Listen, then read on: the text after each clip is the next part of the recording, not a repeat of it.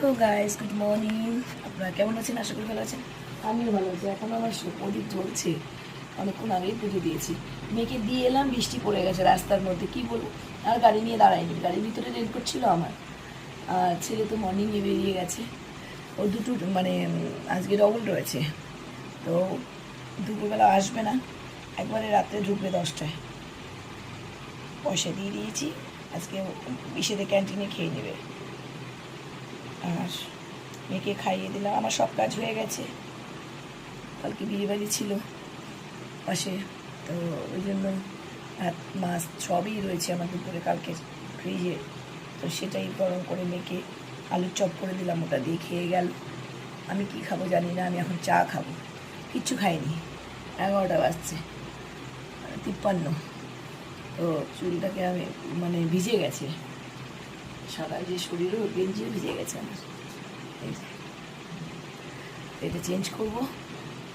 মেয়েকে দিয়ে এলাম, বাড়িতে তুলে দিয়ে এসে আমি স্যার আপনাদেরকে জানিয়ে দিই গুড মর্নিংটা। তাই কালকে মানে বেশি শরীরটা খারাপ ছিল, গলাটা আজকে ব্যথাও আছে, কম আছে।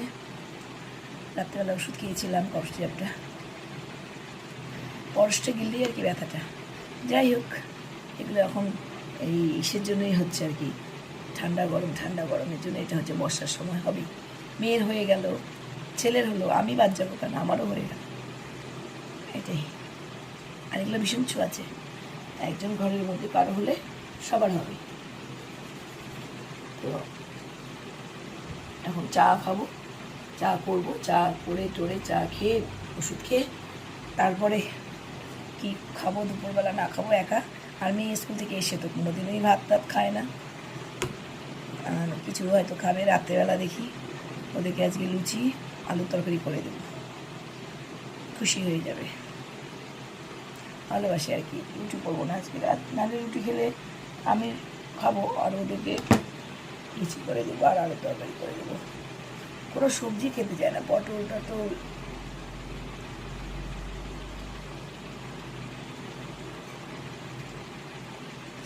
চোখটা চুল করছে। ঠিক আছে বন্ধুরা, রাখছি, শর্ট ভিডিওতে পরে দেখা হচ্ছে, টাটা। আর বৃষ্টি পড়লে না, গাড়ি যখন চালাই, বৃষ্টি যখন পড়ে, চশমার মধ্যে জল পড়লে না আমার যে কী অসুবিধাটা হয়, আপনাদের সাথে হয় নাকি বলবেন। আমার তো এটা পাওয়ারের চশমা, আর জল পড়ে ঝাপসা হয়ে যায়, খুব অসুবিধা হয়ে যায় আমার বৃষ্টিতে। রাখছি তাহলে, টাটা।